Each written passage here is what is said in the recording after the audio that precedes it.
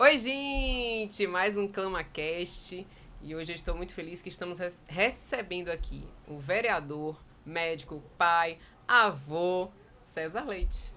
Olá a todos, né? É um prazer estar aqui no ClamaCast. Isso, Às vezes embola minha língua, é assim mesmo, viu? normal. A Muito minha também já prazer, embolou aqui. Clarissa, estar aqui com você pra gente bater esse papo, né? Só faltou Sim. o pizzaiolo, que eu também sou Ah, pizzaiolo, faço pizza pizzaiolo. também, sou formado e amo a gastronomia. Ah, e todo mundo ama pizza.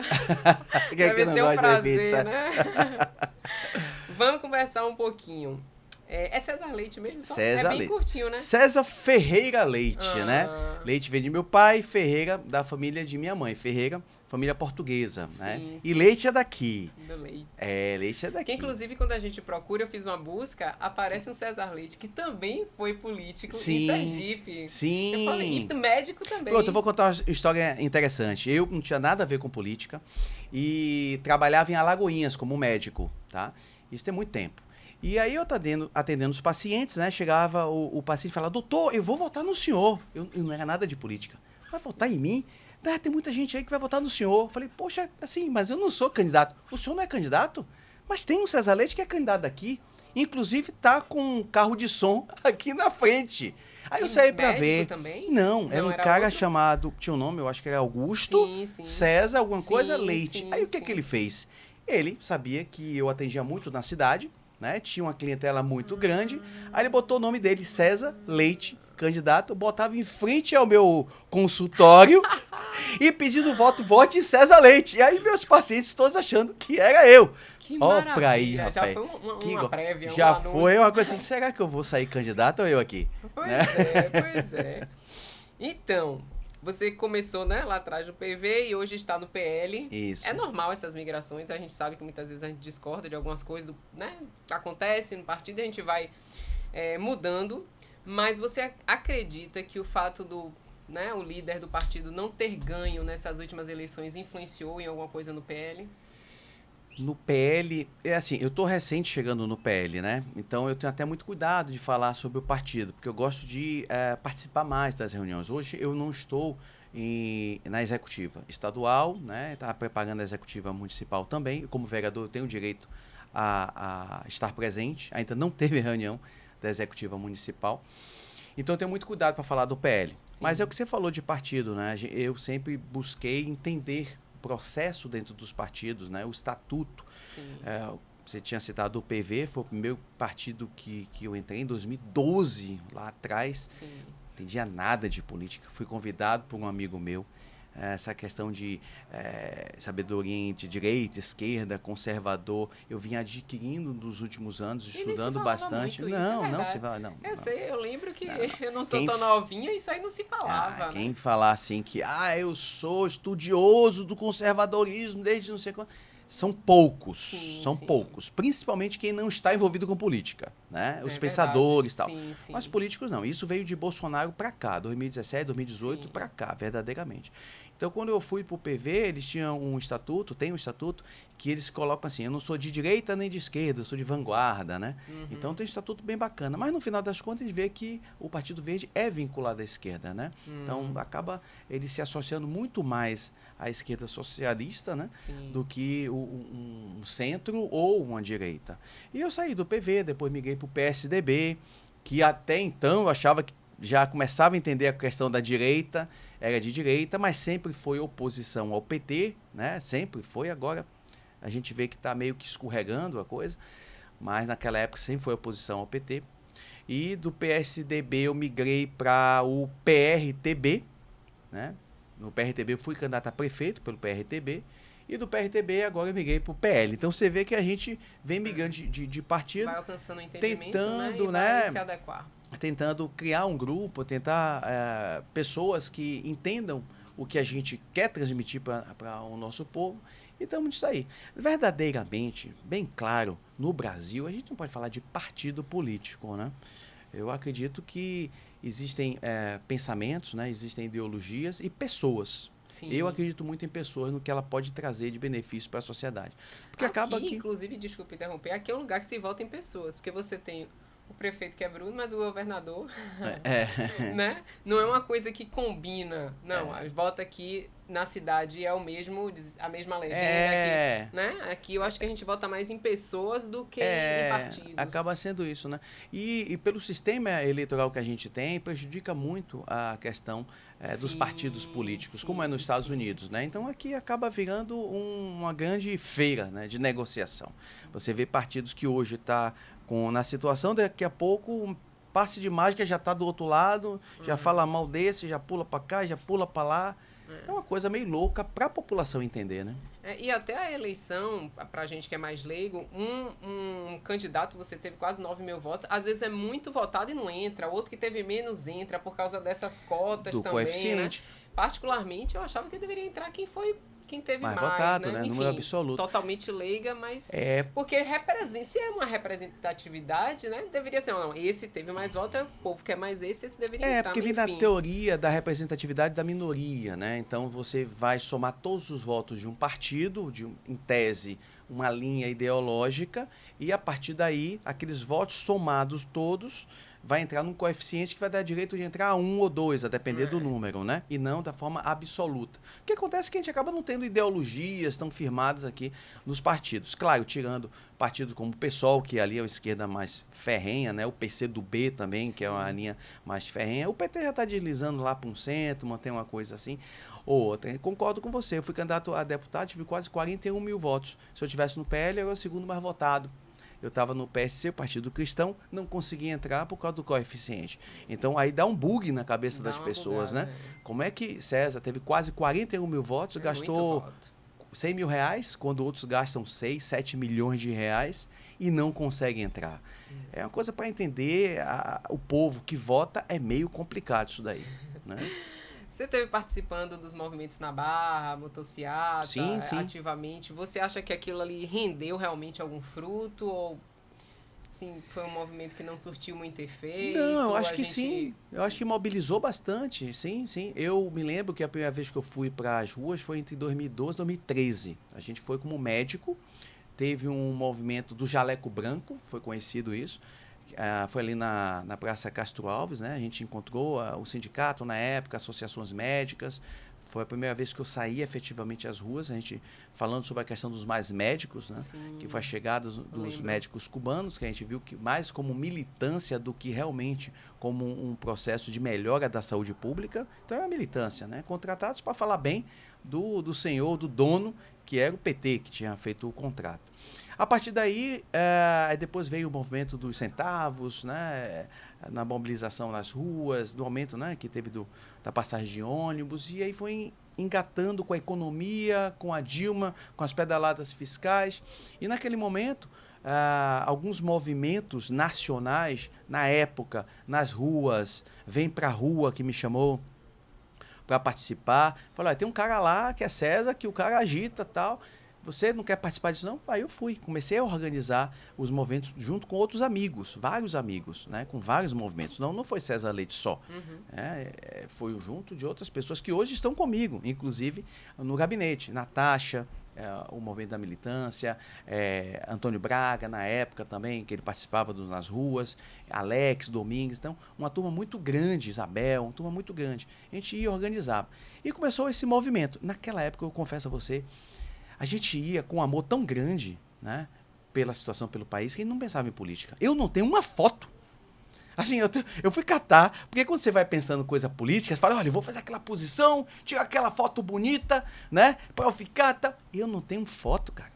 Eu tenho foto assim, uma foto, vestido de médico, assim, com minha turma, outra foto, assim, eu acho que uma vez no trio, que eu chamei, mas a gente não criou aquele caminho dizendo, não, estou fazendo isso para ser político. Não, a gente ia na paixão mesmo de tentar algo diferente. Então, foi algo muito genuíno. E isso sempre atraiu as pessoas. Essa coisa É verdade, né? verdadeira, né? Então, 2012, 2013, 14, 15, 16. Quando chegou em 16, aí que começou aquela... César, a gente precisa de representatividade, tal. Eu já tinha tido uma experiência passada, né? Pela questão de pessoas com deficiência. Sim. E eu topei. Nesse momento eu topei. E a gente saiu candidato, né? O grupo médico ajudou bastante, então foi uma eleição que meus colegas médicos sempre abraçaram a campanha da gente. E era muito interessante, porque os colegas atendiam os pacientes, né? Terminava o atendimento. Isso não é setor público não, viu, pessoal? Setor privado mesmo. E terminava o paciente e falava, o senhor tem um tempinho aí? Tenho. Olha, tem um colega que é um cara sério, tá? Nossa. Isso. Se você não tiver candidato, eu peço apoio. Era assim. Eu tinha mais de 200 colegas médicos atendendo e fazendo campanha ativa, né? Nas suas próprias clínicas, que isso não é impedido pela lei, né? Então, conversava com os pacientes. Mas é incomum. Não é comum, não é comum. Isso sem dinheiro, sem nada, né? Então, nossa primeira campanha foi em torno de, eu não vou me lembrar assim totalmente, mas foi 30 e poucos mil reais, que foi para pagar material, gráfico, essa coisa toda, né? Então, a gente não tinha fundo eleitoral. Então, a primeira vez que eu fui eleito foi sem fundo eleitoral, com 30 e poucos mil, dado pelos colegas médicos, né? E outras pessoas que chegaram na campanha. Se uniu realmente, se uniu, né? Para eleger alguém com representatividade. E aí foi minha primeira eleição, foi nesse momento. Depois vieram, né? Veio a candidatura para prefeito.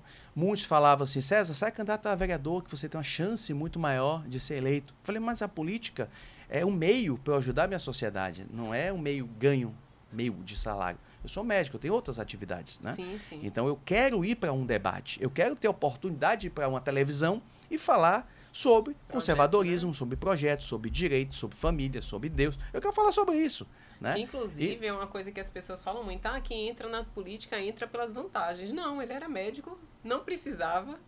Né? De lá de trás, não tinha nenhum interesse, abraçou uma causa e seguiu. E a gente seguiu. Política. E aí eu fui mesmo para a luta, para candidato a prefeito, né? Eu seria muito confortável sair para candidato a vereador. E a prova está na minha eleição agora, né? Sim. E eu fui para candidato a prefeito. Infelizmente, a democracia que a gente tem aqui é uma democracia relativa. O partido que eu tinha ido, que era o PRTB, e ninguém queria o PRTB, porque você tem isso, né? Quantos partidos estão com você? Não sei quantos partidos. Por quê? Porque tem tempo de TV, o partido tem fundo eleitoral. Mas o PRTB não tinha nada. Não tinha deputado federal, não tinha fundo eleitoral, não tinha tempo de TV, não tinha nada. Mas para mim era ouro. Por quê? Porque era a oportunidade única que eu tinha para sair candidato a prefeito de Salvador. E abracei e fui ser candidato. Mas, infelizmente, a nossa democracia é um pouco relativa com os canais de TV e canais de rádio. Eu discutia e falava, eu quero participar de debate. Mas você não tem direito de participar. Falei, mas por quê? Porque você não tem deputado federal. Nossa. E a lei é bem clara. Nós somos obrigados... Você saindo a prefeito, você não tinha direito a debate? Nós somos, todas as TVs, nós somos obrigados a te chamar se você tiver deputado federal. Mas eu não sou obrigado. Aí eu falava, sim, mas se estamos num estado democrático, você precisa, as pessoas querem ouvir outra voz. Claro. Então eu não estou aqui por uma mera lei, mesmo porque hoje no Brasil parece que não existe lei, existem vontades, né? Eu estou aqui para tentar colocar o meu nível de pensamento. Então eu fui cesseado de debates. O único que eu participei foi da TVE, o único, né? Já no final da campanha, o Bruno Reis até não foi na campanha. Mesmo assim, eu abri uma live na hora dos debates. Então tinha o debate na Rede Band, Aratu e tal, e eu abri uma live. E no dia da Band, eu bati a audiência da Band 2 vezes na rede social. Para você ver como as pessoas queriam acompanhar um pensamento diferente, um pensamento dissonante daquilo ali. Tá? Então, infelizmente... Fora isso, né, um termo que inclusive surgiu por questões políticas, a fake news. A fake news foi cunhada através de um monte de lorota que foi criado, inclusive em uma das eleições de Donald Trump. Você também foi vítima de fake news, né? Como se não bastasse a pessoa não ter oportunidade, ainda tem gente que inventa coisa. Sem dúvida. Contra a pessoa, aí a pessoa tem que vir se justificar, e a gente sabe que uma fala mal contada repercute muito mais do que uma coisa positiva, né? Aquilo que a gente faz em tudo na vida da gente, o que a gente faz de positivo, parece que as pessoas têm uma certa amnésia. Mas quando tem alguma coisa negativa, as pessoas parecem que se encarregam de propagar aquela mentira. É impressionante, porque a inveja não está distante, né? A inveja está próxima, né? Exatamente. A inveja não está aquele cara que mora lá no Japão, que você nunca viu. Exatamente. Né? A inveja não está naquele cara dos Estados Unidos que faz uma coisa bacana. Exatamente. Não, a inveja está do teu lado. Às vezes é um cara da tua família, é teu vizinho, é teu colega de trabalho. Então, é contra esse tipo de sentimento que a gente tem que trabalhar. É por isso que eu tenho falado há muito tempo, Clarissa, em relação à mentalidade. A gente precisa mudar a mentalidade do nosso povo. Tá? O cara nos Estados Unidos, que é sucesso... Deixa eu ir só um pouquinho pra frente, tá batendo aí. O cara que é dos Estados Unidos e é um sucesso, eu costumo falar, ele é um alvo a ser alcançado. Rapaz, eu quero chegar a um Elon Musk. Eu vou estudar, vou trabalhar, vou me dedicar para chegar a um Elon Musk. Aqui no Brasil, é um alvo a ser abatido. Você tem que derrubar aquela pessoa para chegar na mediocridade da vida dessa pessoa que critica. Então, é um nível de mentalidade que a gente tem que mudar aqui no Brasil. Do dia que a gente começar a trabalhar para prosperidade, para o olhar para frente, eu posso e vou conseguir, vou conquistar, não dependo de nada, de Estado, de nada, eu dependo do meu trabalho, minha inteligência, a gente vai conseguir vencer. Mas isso é um processo que a gente precisa bater todos os dias. Muito forte isso aí que você falou. Muito forte. A gente precisa derrubar alguém para poder, né? Entre aspas, né? Existe esse pensamento maligno, né? Que a gente não pode observar para admirar e crescer junto. Uma coisa que eu observo também é que o pessoal do Sudeste, né, hostilizou muito a gente nessas eleições por causa das nossas escolhas. E você que vem contra, né, esse perfil do Nordeste de uma forma geral, não posso dizer que é todo mundo, mas... você acha que isso dificultou? Você está vindo contra o sistema? Ou facilitou? Foi até ser muito claro. Porque teve gente que ficou em cima do muro e terminou que perdeu eleição e... Né? Não, como é que você vê essa situação? É melhor você mostrar logo quem é, a sua verdade, acho que sempre, os seus valores. É isso, eu acredito nisso. Mesmo sabendo que talvez a maioria possa não acompanhar. Você vê, por exemplo, o Enéas, né? Virou até uma caricatura durante um tempo e tal. Hoje, ninguém entendeu. Hoje, quando passa o tempo, você começa a ver, poxa, o que o cara falava hoje, né? É realidade, tudo verdade. Inteligentíssimo. Então aquilo ali é uma caricatura, porque naquele momento a maioria das pessoas não tinha capacidade de compreender. Sim. Vamos lá para Jesus, né? Naquele momento ninguém tinha capacidade para compreender a mensagem de Jesus. Tanto que escolheram Barrabás. Eles queriam o quê? Queriam um revolucionário que acabasse com Roma. E não a mensagem de amor ao próximo que Jesus trouxe. E a gente compreende anos depois, um processo depois. Então, é muito difícil, às vezes, você entender o contexto no momento que você está vivendo. É muito difícil. Você só vai fazer essa leitura tempos depois, com sabedoria, com conhecimento, com experiência. É muito complicado isso. Mas sempre você deve ser verdadeiro. Sim. Mesmo que você, naquele momento, não ganhe nada. Mas lá na frente, um dia, você vai ganhar. Olha o Bolsonaro. Quase 28 anos de parlamento, de congresso. Batendo ali todo dia, ele chegando no horário dele, sozinho, fazendo a fala dele no congresso. Ninguém ouvindo ele, botando as faixinhas dele lá, sozinho, ninguém ouvindo ele.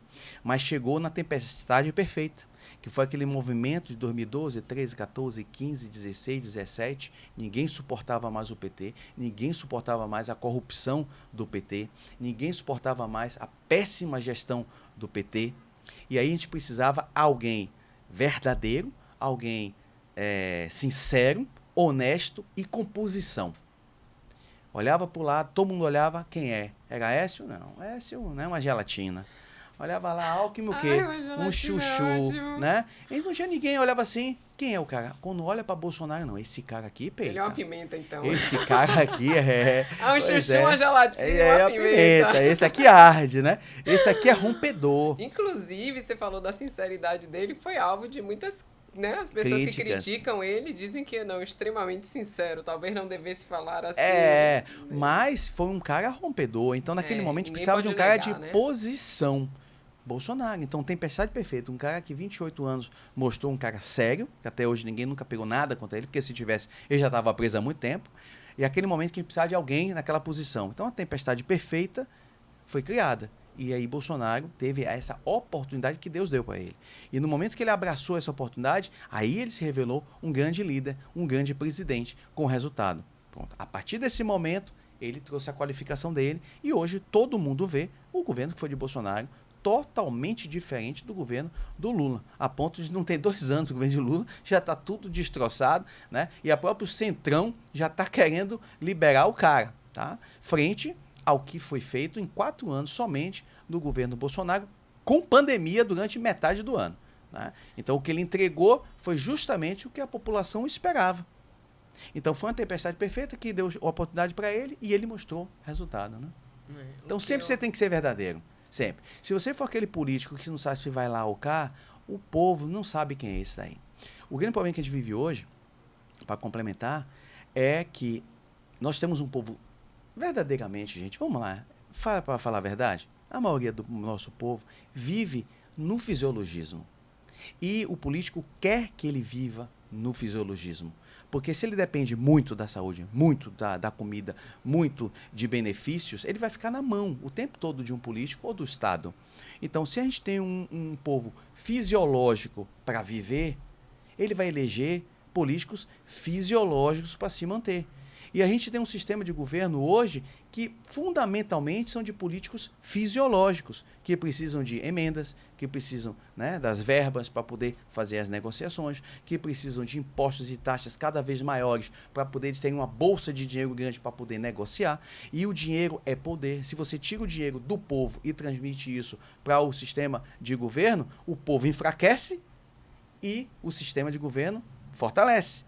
É por isso que enquanto nós tivermos esse sistema de governo com esse tipo de política que existe e um povo que não muda a mentalidade, vai ser isso a vida toda. Inclusive agora, né, você falou de fisiologismo, a gente lembra logo da pirâmide de Maslow e tem aí à frente carnaval, que é um grande fisiologismo, né, para o povo, porque toca em várias áreas realmente, né, emoções. Eu vi, eu não sei se você ainda está lá, na Comissão de Assistência Social do Direito das Pessoas com Deficiência. Eu sei que você começou, você já até falou, você tem 2 filhos deficientes, Tenho 2 né? filhos com deficiência. Um autista? Felipe fez 25 anos anteontem, ele tem uma síndrome de Angelman, com o transtorno do espectro autista, tá? E Luíse, que tem uma síndrome de Wolff-Rickoff, que é uma doença raríssima, que tem microcefalia, baixa estatura, deficiência intelectual, mas um amor de menino. Ontem eu estava conversando com Karine, que está montando, inclusive, um serviço, né, em Cruz das Almas, é uma lutadora também, tem filho com autismo, 5 anos, José Pedro, né? E falando com ela, muitas pessoas criam o preconceito com pessoas com deficiência. Inclusive, eu tenho amigos, né? Amigos médicos, que têm filhos com deficiência, mas, de certa forma, ocultam, né? E isso é um processo que a gente precisa trabalhar bastante, né? E a gente luta pela inclusão, a gente luta pela Mas foi capacitação. Assim que você começou, não foi essa sua pauta, a sua premissa inicial? Eu me lembro lá atrás, uma amiga minha que tem filha autista, Kátia, a mãe de Bianca. Sim, Kátia, Bianca. Ela sempre, inclusive, falou, olha, vote César, se não tiver ninguém, sempre pediu Sérgio, voto também. Amigo Sérgio, nosso. Exatamente. Ela tem uma filha também, né, que tem um autismo severo. Sim, cadeirante, inclusive. Cadeirante, mas eu tenho visto que tem se falado muito mais. Né? Foi uma pauta inicial, mas isso tem ganhado uma proporção, tem se falado muito mais. Inclusive, a gente tem que educar as pessoas. Né? Muitas vezes a gente não tem aquele trato que deveria ter, mas eu acho que é por ignorância mesmo, porque não foi ensinado, porque não era um assunto debatido. Você falou de esconder.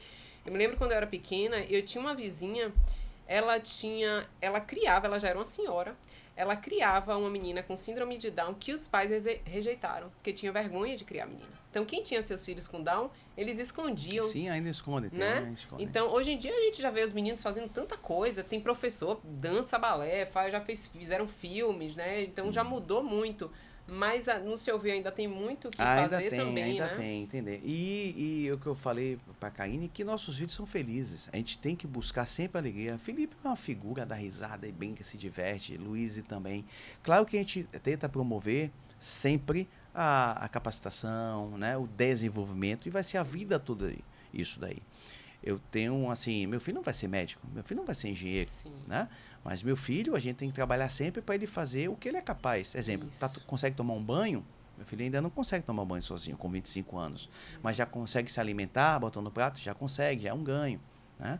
Então, tem lutas diárias que a gente precisa vencer. Mesma coisa com o Luiz. Mas, fundamentalmente, eles são felizes. É isso que é o mais importante. Uma notícia aqui... A gente vê também do Marcos Mion com o filho dele, né? Sim. O quanto que ele expõe com as limitações que ele tem, o que ele pode fazer, e as pessoas têm abraçado isso. E é um ganho muito grande quando você tem um personagem, né, como o Marcos Mion, e apresenta o filho dele e quebra preconceitos, é fantástico. Diferente do que aconteceu durante a vida toda com o Jô Soares, que tinha um filho autista e só foi apresentar quando o filho já tinha 50 anos, ele quase para morrer. Eu tô sabendo hoje. Então muitas pessoas não sabiam. Então imagine como o Jô Soares, um cara assim inteligentíssimo, um cara crítico, fantástico, quanto ele não poderia ajudar a causa, muito, né? muito. E abriu mão, porque ele deixou meio que escondido. Então, você vê que não é questão de intelectualidade, nem nada, é questão de sentimento mesmo, né? Eu já fui em casa, visitei em casas de pessoas de comunidade, onde eu vi um autista de 17 ou 18 anos, não me lembro bem, que era cego, amputado de uma perna, né? Autista, né? E a mãe que dava banho e carregava ele. Né? Então, olhe a força dessa mãe para estar com seu filho, com toda a dignidade, para poder cuidar desse rapaz, né, de 18 anos autista. E para a sociedade, é aquilo que a gente costuma falar, é invisível, né? Então, só você indo à casa dessa senhora você vê a dificuldade. E, infelizmente, tem presidentes hoje que cortam benefícios, né, de pessoas que ganham muito pouco e às vezes não tem nada. E o mesmo presidente, que se diz o painho, que tira esse dinheiro desse povo que precisa muito, anda viajando gastando milhões. Então, essa falta de sensibilidade e essa mentira que a gente precisa combater todos os dias. Uma luta grande também com os planos de saúde, né? Quem tem filho autista vive com o advogado do lado, porque todo dia tem uma coisa que... Enfim. Mas assim, você se converteu quando... Isso passagem cristão, foi... né? Eu não lembro, acho que eu falei no início, cristão. Mas quando foi que você realmente se converteu ao cristianismo? Evangélico, né? Porque cristão, às vezes... Evangélico, católico, né? Cristão, eu sempre fui, né? Assim, mas eu falo, converti no evangélico. Eu vi até uma entrevista, você disse que às vezes não sabe nem as fontes, né? Mas que você se dizia uma pessoa espiritualizada. Exato. Né? Que não tinha religião, até anotei isso aqui. Isso. Mas era uma pessoa espiritualizada. Isso. Hoje não, ele hoje congrega na Igreja Missionária Batista Ágape, né? Meu bispo Divani, meu pastor Rogério. Pronto. E foi a melhor coisa que fez minha vida, Eu sempre busquei algo na minha vida, né? Para tentar entender esse processo. Porque a religiosidade é o que diferencia os homens no sentido amplo, tá? Dos animais. E mais nada, né? Porque até o QI, a inteligência, os animais, cada um tem o seu grau de inteligência, né? Em termos de organização de sociedade, os animais têm organização de sociedade, a abelha e tudo. Mas religiosidade, conexão com o divino, como nós temos, é só a humanidade. Então, eu sempre busquei essa conexão, entender esse processo. Já li de tudo que você imaginar na minha vida. Hoje eu tenho 50 anos, né? Já li de tudo, já busquei tudo. Já li de mitologia. Então, se for perguntar mitologia grega, eu já conheço mitologia grega, a mitologia romana, mitologia nórdica, eu já li. Uma parte da minha família é espírita, foi exatamente nesse momento que você citou essa entrevista, quando eu estava naquela questão da espiritualidade, eu frequentava centros espíritas, né, com minha mãe, buscava entender alguns processos, inclusive aquela questão que vem, porque meus filhos são com deficiência, aí você quer explicar porque seus filhos tem deficiência, né? Porque isso... Pois é. E aí, sempre nessa busca, foi nesse momento dessa entrevista que eu me situava daí. Já fui católico, então eu ia para a igreja, frequentava a missa, mas eu não me encontrava com aquilo ali. O que aconteceu? Na campanha de prefeito em 2020, fizemos uma campanha, me aproximei da igreja evangélica nesse momento. Quem me buscou foi meu amigo, o pastor Sidão, né? Que a gente conversou bastante, e ele me levou para a igreja missionária Ágape. E antes de conversar com o meu bispo Divani, que é uma pessoa assim, que eu amo, meu bispo e a bispa também, ele, não quero saber de política. Não quero, porque eu já me decepcionei na política, então daqui a pouco é mais um, aquela coisa toda, né? Vai você, e a pastor. Também tem muita, vou falar no popular treta. Desse negócio de política, igreja. E aí falou, vai você, meu pastor Rogério, vê esse César Leite aí, tal. Aí o pastor Rogério fez uma reunião comigo, outros pastores, me entregou uma Bíblia, que eu tenho até hoje, a Bíblia, eu só ando com essa Bíblia, né? A bandeira do Brasil, oraram por mim. Naquele momento eu me derrubei todo ali, eu senti que tinha alguma coisa diferente ali, né? E não foi gravado, nada disso. Foi uma coisa mesmo Natural. entre a gente, tá? Que eu falo, a gente não fica... Essas coisas não são coisas de publicidade. Sim, Você, sim. eu vou Sim. gravar pra ver ali, pra ver se a gente ganha likes. Sim, Gente, eu não sim, sou disso sim. daí. Foi uma coisa mesmo nossa dali. E a partir daquele momento eu senti algo diferente. Mas fizemos a campanha e tal. Quando eu retornei para meu hospital, que eu era chefe durante 11 anos no Hospital do Subúrbio, que é uma PPP, naquele momento eu fui desligado do hospital, por iniciativa do hospital. Criaram uma dificuldade lá dentro, tá? Isso a mando, com certeza, de alguém superior, tá? Dentro do sistema do governo do PT. E aí eu perguntei... Hospital do governo, naturalmente. Não é uma PPP, é o Hospital do Subúrbio. Ele recebe dinheiro, mas sim, é uma o hospital PPP. certo. É um público-privado. Eu sempre trabalhei, as pessoas me conhecem lá, nunca envolvi com política nem nada, mas aconteceu. E naquele momento foi muito difícil para mim, porque eu só tinha aquele trabalho, eu me dediquei ao hospital, eu tinha aberto mão de tudo, né, para fazer aquele hospital funcionar. No início eu fiquei uma semana no hospital, eu dormia no hospital. Eu larguei minha família e ficava no hospital. Escovava dente, tomava banho, trabalhava lá, dava plantão de cirurgia geral, porque ninguém queria trabalhar com cirurgia geral, porque ali era uma área de desova, área de traficante. Vascular, eu sou vascular, mas também tenho formação em cirurgia geral. Então, eu operava geral, operava vascular, falei, não, isso aqui vai funcionar. Eu me dediquei àquilo ali. E funcionou, e hoje é referência, como outros. Né? Sim, é um sim. hospital bom. E aí você vê ser desligado dessa forma, sem nada honrado, eu falei assim, pô, eu sou pai de 2 filhos com deficiência, eu sou avô, minha neta mora comigo. Gente, ó, quem disse né? que é avô? E de repente, ser tratado dessa forma, eu levantei e saí do hospital. E, infelizmente, ligava para outros colegas vasculares, pedindo para trabalhar em outros hospitais, e foi cortado, cesseado. Falou, seu nome não é bem-vindo aqui, nada. Nossa. E foi pesado para mim, porque eu tenho um custo alto, né? Por tudo isso que eu falei para vocês. Claro. E aí, menina, foram 4 meses de deserto pesado. Teve um dia que eu tinha dinheiro na bolsa, eu fiz um movimento daquele de mini índice de dólar, né? Que aquela coisa você tá, eu sei e tal. E aí eu perdi uns 40 e tantos mil, assim, numa tacada só. Oi, Jesus. Não, meu coraçãozinho. Foi, porque eu tava no desespero, assim, perdi uns 40 pau, assim, foi uma coisa assim absurda. Ai. E aí eu entrei em desespero, né? Trade? Trade. Gente, Tava trade. Aí, pronto. Aí eu fui pro meu secreto ali, que cada um tem o seu, né? Sim. Naquele momento eu não sabia o que era o secreto. Não sabia. Mas eu fui pro banheiro, tranquei a porta para meus filhos não verem eu chorar. Eu chorei, clamando a Deus, né?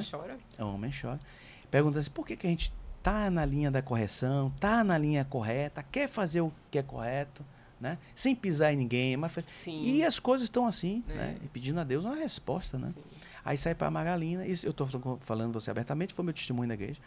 E aí fui para Magalina, fiquei sentado lá na Magalina, aí veio um ambulante, vendendo um saquinho, um salgadinho e tal. E gritou assim, meu prefeito não desista. Foi a palavra que ele falou. Aí eu falei assim, olhei pro lado assim, pô, irmão, obrigado, tal. Aí, pô, você é um cara que eu acompanho nas redes sociais, eu fazia muita live, hoje eu parei, mas eu quero retornar a fazer novamente, da época eu fazia. Eu acompanho você nas lives, tal, você é um cara família, você é isso, aquilo, outro, papá, não sei o que, babá. E o cara me jogou lá pra cima. Aí, ele foi embora. Tempo depois o celular ligou, Zé Renato, amigo meu, falou, César, tem um trabalho em Jacobina, cara, você quer? Eu falei, quero. Então, aí daqui a pouco trabalho em Capim Grosso, você quer? Eu quero. Ou seja, foi a resposta de Deus assim, imediata. Foi pra puf. Foi pedir aqui e respondeu do outro lado. Aí eu vi um sinal da presença. Né? E aí eu comecei a retomar minha vida, sem dever nada a ninguém. Retomar minha vida, trabalhar, voltar. Teve lugares que eu atendia tão humilde que eu ia pra casinha atender. E uma senhora pagava a consulta digna dela lá pra mim. E tudo particular, nada público, viu? Particular. E eu pensando internamente dentro dela, meu Deus do céu, eu tô aqui nessa cidade de Mairi, pequenininha, sei lá, 10 mil habitantes aqui, atendendo essa senhora não tem a mínima ideia de quem sou eu aqui, mas eu tô atendendo ela de forma digna, ela sendo atendida de forma digna, eu ganhando meu dinheiro de forma digna, eu saí de lá com R$150, lá, atendendo, e saí nos outros lugares. E aí fui retomando minha vida, a ponto de reconstruir ela novamente sem depender de ninguém. Isso foi Deus que construiu. E aí eu me aproximei mais da igreja E meu bispo de Ivani, nesse momento, já estava colado comigo. E aí a gente começou, eu e minha esposa, comecei a participar mais da igreja, ouvir mais a palavra. E foi uma decisão, uma das mais acertadas, se não a mais acertada que eu tive na minha vida. E aí eu desci as águas, subi já uma nova pessoa. Claro, somos homens falhos? Sim, não tenha dúvida nenhuma. Estou na lista, tá? no pacote. Somos homens falhos. Mas hoje eu tenho outra compreensão. E todos os meus projetos hoje, eu não tenho dúvida nenhuma, tem Deus na presença e a gente vai lutar sempre. E ontem eu estava conversando com alguns parlamentares vereadores e falei, e um deles falou comigo, a gente tem que ter sempre uma liderança na frente, porque o cristão ele fica muito recuado e a gente tem que ser rompedor. Se a gente não romper, não vai mudar nada, né? Então eu estou mais ou menos nessa linha, que eu sou um cara de me jogar mesmo. Então já estou arrebentando porta e estamos indo para frente. Essa é a minha história da minha conversão, que foi em 2020 a 21, né? Então eu estou convertido há 4 anos, né? 20, 21, 4 anos. Então, um novo cristão, conhecendo, estudando a Bíblia. Pois né? A gente vê então que me parece que talvez ter perdido a eleição foi de Deus. A gente às vezes não entende as coisas, né? Não, talvez naquele momento, se você não tivesse perdido a eleição, você não tinha encontrado aquele rapaz, você não tinha se entregue nas mãos de Deus e talvez não tinha acontecido tudo isso, sabe. Né? Mas eu sei que você tem um projeto contra a cristofobia, inclusive foi pauta agora muito essa questão aí da Cláudia Leite. Você falou que foi espírita, vi você também respondendo o vídeo amedrado. De uma Na verdade, que ele fez, eu não posso dizer que eu fui espírita, né? Eu não posso dizer que eu fui espírita. Sim, eu frequentava assim, tentando me entender. Mas eu não era um espírita assim. Mas conhece a pessoa de Medrado, né? Sim. Naturalmente. Sim. Acho que a maioria dos baianos conhece, né? Medrado. Eu acho que sim. Mas você então abraçou outras pautas, né? Sim. Então, muito provavelmente, a partir da sua conversão, você entendeu que teria que fazer diferença em outras questões. Sim. E aí você tá com esse projeto da cristofobia. Você pode falar mais um pouquinho? Posso. O que acontece? Sempre a palavra, né? A palavra que eu digo assim, o sentido da palavra, o conceito da palavra, sempre tem uma origem. Só que, durante algum tempo, alguns anos, a esquerda ela tem mudado muito o conceito da palavra. Rapidamente eu vou falar para vocês dar uma ideia. Eu, como médico, aprendi que aborto, sempre aprendi que aborto era até 20 semanas ou até 500 gramas. Isso é definição de aborto. O que a esquerda faz? Ao invés de ela pegar e fazer um projeto de mudança do tempo do aborto, ela muda o conceito de aborto. Então ela diz que aborto não é mais 20 semanas, aborto agora é enquanto estiver na barriga. Porque na lei fala aborto. Então ela não precisa mudar a lei, ela só precisa mudar o conceito, só para vocês entenderem mais ou menos. Então quando a gente fala em intolerância religiosa, acaba que a intolerância religiosa, tanto bater, acaba virando racismo religioso voltado às religiões de candomblé e umbanda, tá? Eu não falo nem tanto matriz africana, porque já é outro termo que adota, porque o cristianismo também ele vem da África, né? Então Moisés foi do Egito, né? Salvou o nosso povo do Egito. A maioria dos africanos são cristãos, né? Evangélicos católicos. Jesus era moreninho, né? Porque não dá para ele ser aquele Jesus europeu, não. Pois então quando a gente fala isso, a maioria dos negros da Bahia, do Brasil e do mundo são cristãos. Do mundo eu não posso falar, porque não é verdade, é islâmico, mas aqui do Brasil e da Bahia são cristãos, não são de umbanda e nem de candomblé. Isso não é uma briga, isso não é uma disputa, isso é dados. São dados, tá? São dados. Então, com dados, a gente não pode brigar contra dados, tá? Então, quando você fala, todo negro da Bahia é de candomblé e umbanda, não. Definitivamente. Não é verdade. A maioria dos negros são cristãos, ou sejam católicos, sejam evangélicos. Então, essa é a realidade. Então, quando a gente fala em intolerância religiosa, acaba entrando na seara do segmento candomblé e umbanda. Então, o que a gente acontece? A lei federal, que ela estabelece, que é a lei 7716, né, e a Constituição, no artigo 220 e tal, ela traz o ataque à religião da seguinte forma: eu tenho o direito a professar minha fé. Então, você pode ter direito a professar a sua fé. Ela fala isso, tá? Quando você tem um templo, você não pode invadir o templo e destruir. Isso é um ataque direcionado. Mas existe uma linha tênue muito grande na lei federal que criminaliza, que penaliza, né? Do ponto de vista penal e também do ponto de vista civil, que é a liberdade de expressão e liberdade religiosa. Então, o que é que a lei fala? todo mundo tem direito à liberdade de expressão política, religiosa, artística. Deveria, né, ao menos. Né?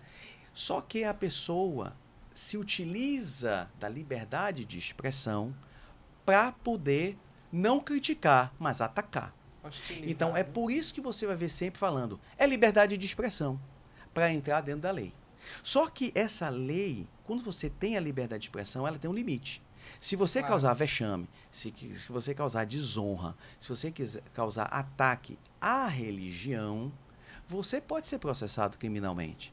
Mas precisa que as pessoas atingidas por essa fala coloquem que foram atingidas. Você precisa ter índice, você precisa ter registro. Sim. Porque se você é cristão e é atacado por uma imagem de um Cristo que está de tanga, de calcinha e fazendo apelo sexual, e você não registra isso daí, passa batido. Não houve vexame. Você está me entendendo? Uhum. Então, essa é a linha que nós estamos cortando aqui. Claro que do ponto de vista de vereador municipal, a gente não pode criminalizar, é inconstitucional.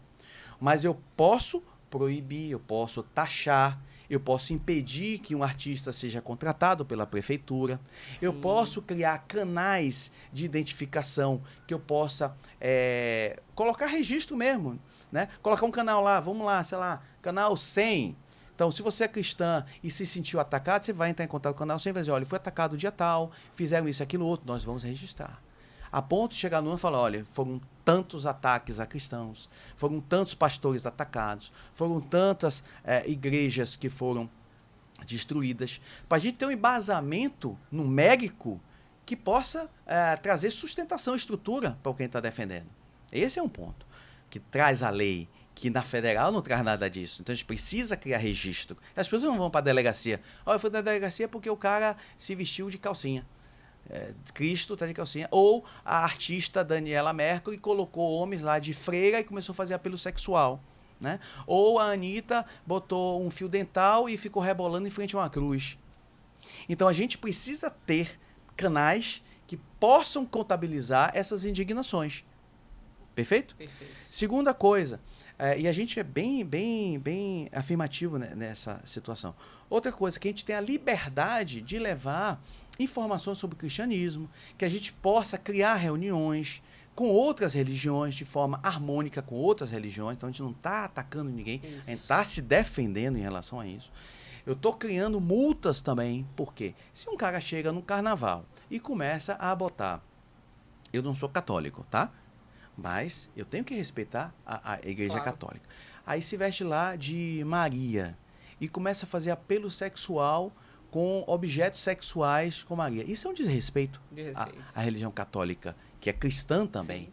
Tá? Então eu preciso pegar esse cara de forma administrativa e punir ele, como ele fosse jogar um lixo na rua, como ele fosse fazer qualquer outra coisa administrativa. Vai pagar 3 salários mínimos, irmão. Você está entendendo? E vai ter seu nome aqui. Tá? E vou conduzir, se for o caso, aí pode ser ampliado na lei, né? Da outra queixa. Se for no bloco de carnaval, eu posso impedir esse bloco de carnaval, ou multar esse bloco de carnaval, ou um artista sem impedir de tocar. Então, tem uma série de coisas que a gente já criou na lei, aqui municipal, que vai defender a fé cristã. É defender a fé cristã.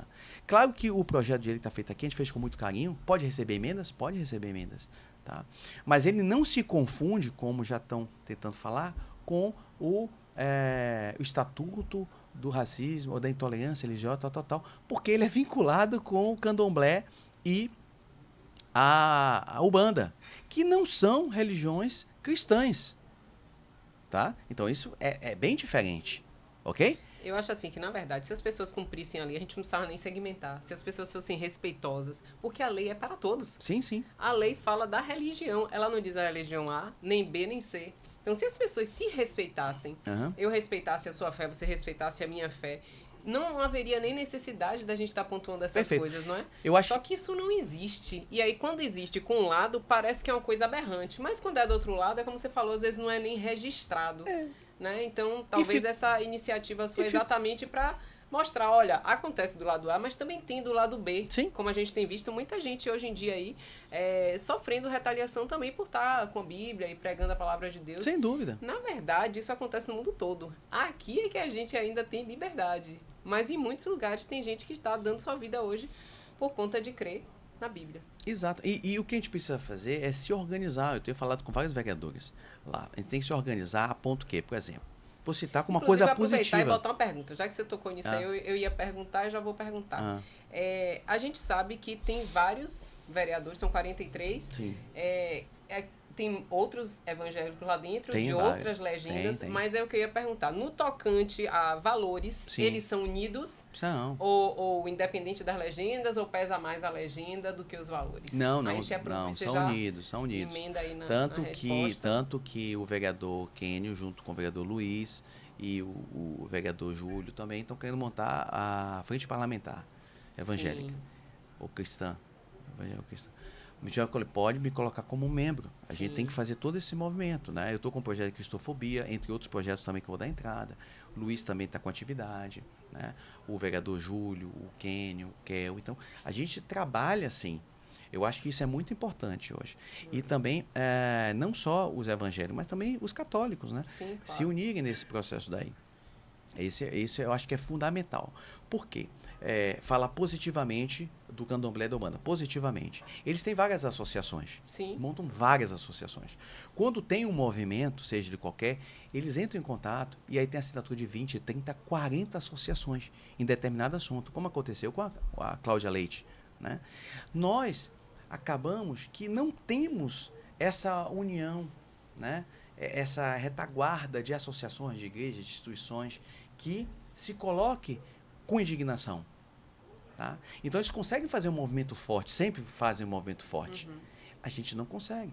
Na reunião que teve no Ministério Público, eu tomei como surpresa, uma grata surpresa pela luta que eles têm, né? Grata surpresa pelo resultado que eles tiveram, de sempre falarem sobre a questão da intolerância religiosa, falta de espaço e tal. Então, tanto municipal, estadual, federal, vários representantes negros de Umbanda e Candomblé ocupando espaço político. Vários. Eu olhei assim, eu não sabia que tinha tantos. Muitos. Por quê? Por causa de uma luta de anos que ele vem fazendo. Tá? Então, dizer assim que não tem mais espaço, não é verdade. Tá? Não é verdade. Até na Câmara de Vereadores hoje, você tem vários negros de Umbanda também, que tem espaço político. Então, não é verdade dizer que não tem. Mas é um fruto de um trabalho de anos. Precisa que a gente faça a mesma coisa. E não vai cair de mão beijada. Não. E na Bíblia fala, né? Orar por nossos governantes. Mas eu sempre pelas autoridades. Pelas autoridades. Então, eu sempre discuto isso, eu falo até com o meu pastor e dá risada em relação a isso. Quando a gente fala orar por nossos governantes, na minha cabeça, na minha interpretação, não é todos os governantes. São os governantes que são da nossa crença. Porque ninguém ia orar por Amon, né? Ninguém ia orar, né, pros malequitas, né? Ninguém ia orar. Então, eu vou pular essa pauta. Vamos pular essa pauta porque... Mas é importante também você deixar registrado que você não tem projeto só para evangélico. Inclusive, eu vi um que você lançou de casas, de pintar as casas. Eu tenho formação em turismo também, acho muito bacana a ideia. Você citou, né, outros países do mundo. Tá associado também à questão da segurança pública. Sim. Né? Então, se quiser esse espaço para falar também de outros projetos, porque às vezes a pessoa acha, ele é cristão, ele vai ficar lá só para se ater a coisas de militância. Não é isso, né? Você tá lá para governar para todos. Agora, entre uma das pautas, tem essa da cristofobia, mas tem outras coisas. Tem várias outras, né? A gente tá dando entrada hoje ainda, não sei nem se eu posso falar que não dei entrada, mas tudo bem. O Cores da Bahia já deu essa entrada, que é a reforma externa de casas em pontos turísticos de Salvador. Então, você tem o DIC, aquelas casas todas. Tá? Hoje já tem o projeto Morar Melhor em Salvador, que faz a reforma interna das casas. O projeto é fazer a reforma externa com pintura colorida.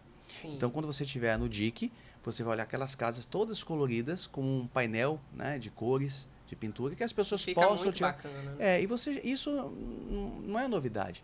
No mundo você tem Valparaíso, no Chile, que todas são coloridas. Então, o Pelourinho também, ele é um... Pelourinho é um exemplo, né? Pronto, um Pelourinho. Você tem, diferente na Grécia, você tem, as casas são brancas, e né? azuis, né? Santorini, azul e branco, aquele contraste. Você tem as Paint Ladies em São Francisco, né? Que são casas bem coloridas. Então, eu mesmo estive lá em São Francisco, a gente vai lá só para tirar foto da Paint Ladies, né? Você deita no gramado e tira aquela foto que todo mundo tira. Você está lá, tá todo mundo deitado tirando foto. Né? Aquela coisa do ser humano que gosta de turismo. Sim. Então, se a gente fizer isso no DIC, ali onde é a descida da Contorno, eu esqueci o nome agora, Jesus. A comunidade ali do Contorno. Gamboa. Isso, Gamboa. Eu sempre esqueço. Nosso auxílio Obrigado, está bem obrigado presente. aqui, obrigado. A Gamboa, que é lindíssima aquele aí. Eu fico imaginando as pessoas chegando de barco, olhando a Gamboa. É Sim, lindíssimo lindo. aquilo dali.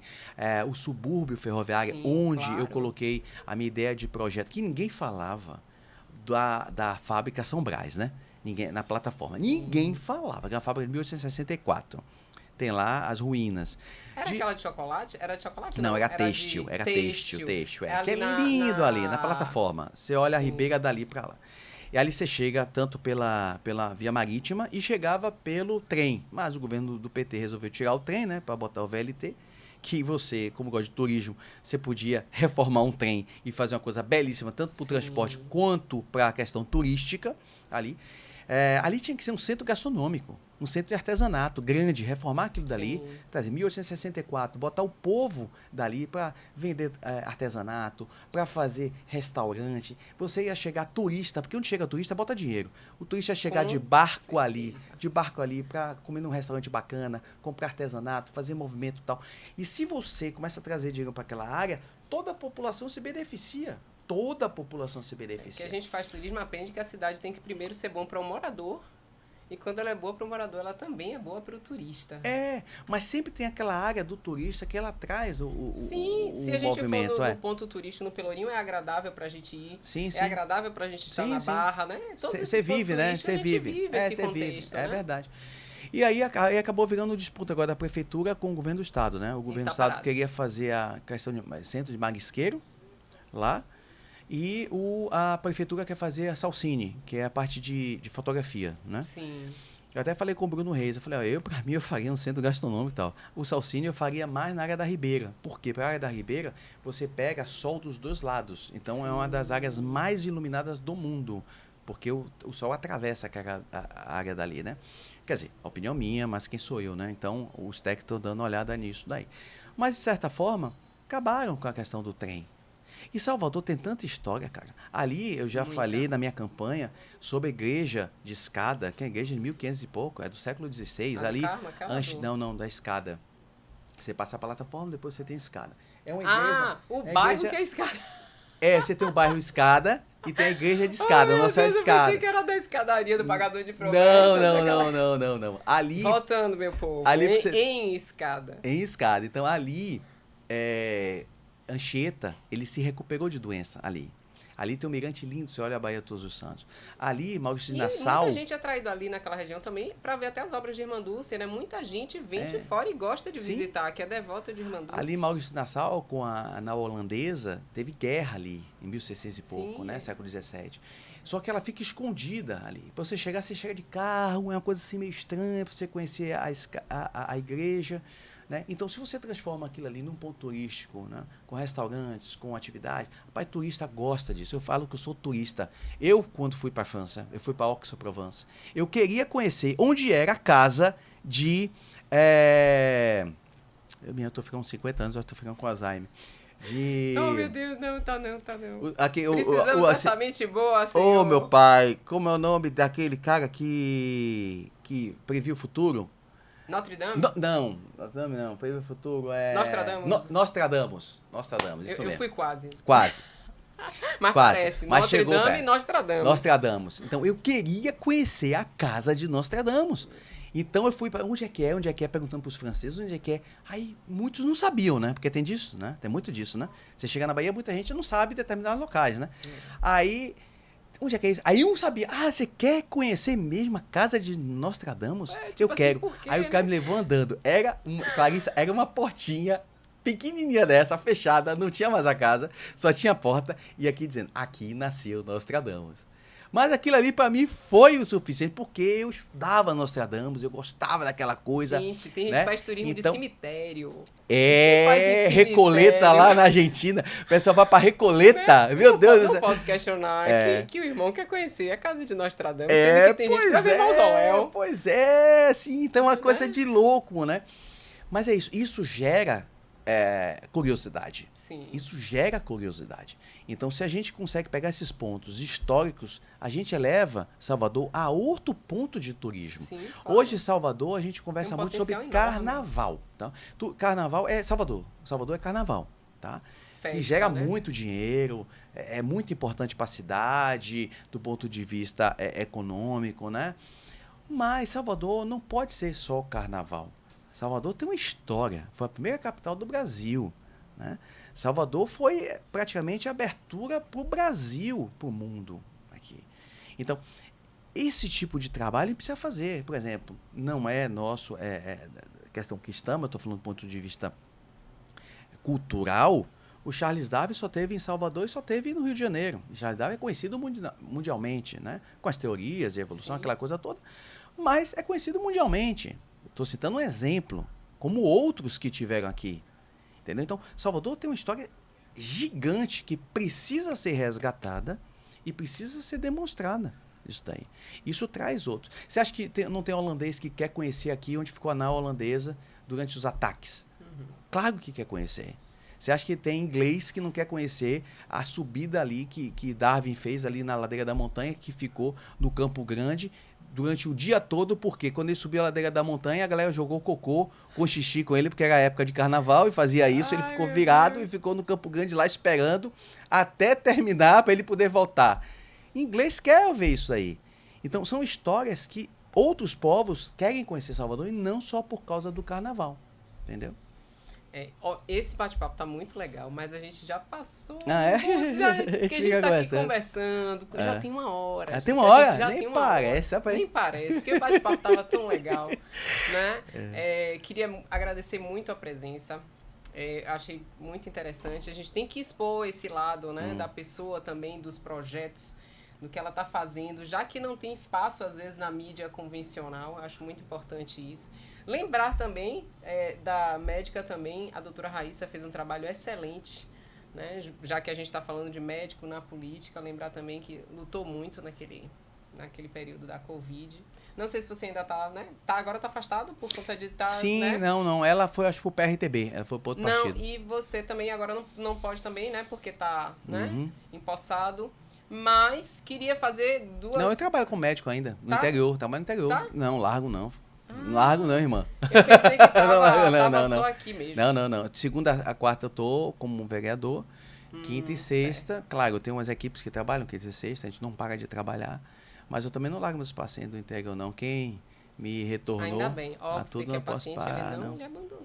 Não abandono, não. E a gente tem, como vereador, a gente tem essa possibilidade, né? A gente pode fazer esse trabalho. Então, para fechar aqui, né, se você quiser dizer mais alguma coisa, eu queria fazer a última pergunta, que é assim, como a gente, enquanto cidadão, a gente pode ajudar na Câmara? Será que tem, veja os canais, ajude nas votações, olhe, nos ajude. Então, muitas vezes a gente cobra, né? Aí tudo que acontece é culpa desses políticos miseráveis. Então, assim, mas o que a gente pode fazer para ajudar? Eu não sei exatamente se existe como a gente entrar no site da Câmara dos Vereadores, sim, ou o que é que você quer deixar de recado final e como é que a gente pode ajudar, né? Contribuir também para não só reclamar, né? Reclamar é fácil, mas agir é bom.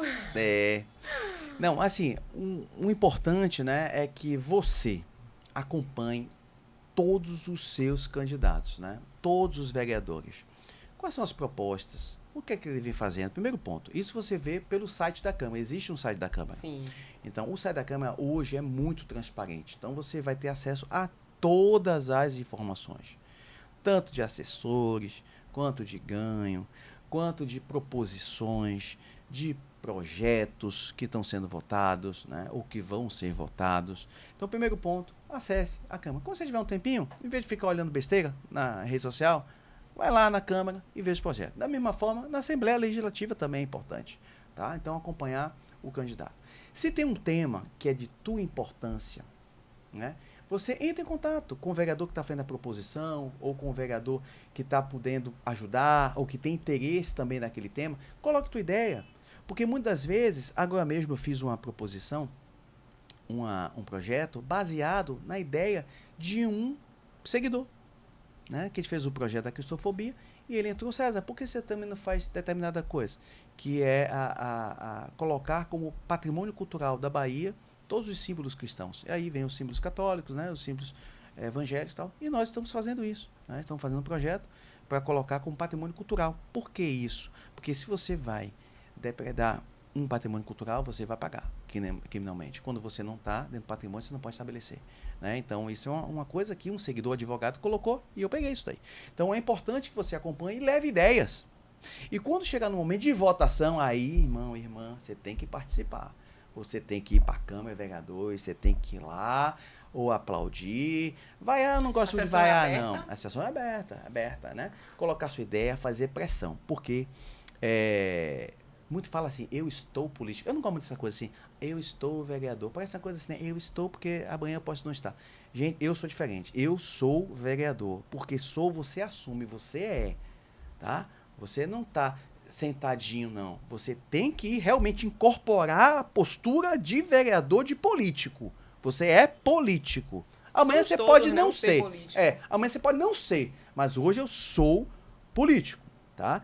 Então, eu vou com vontade, com amor. E você tem que ir também. Então, cobrar e vai e tal. Porque o político, ele sente pressão. Eu digo. Ele sente pressão. Eu já vi votação ser mudada na Câmara por pressão de outros projetos.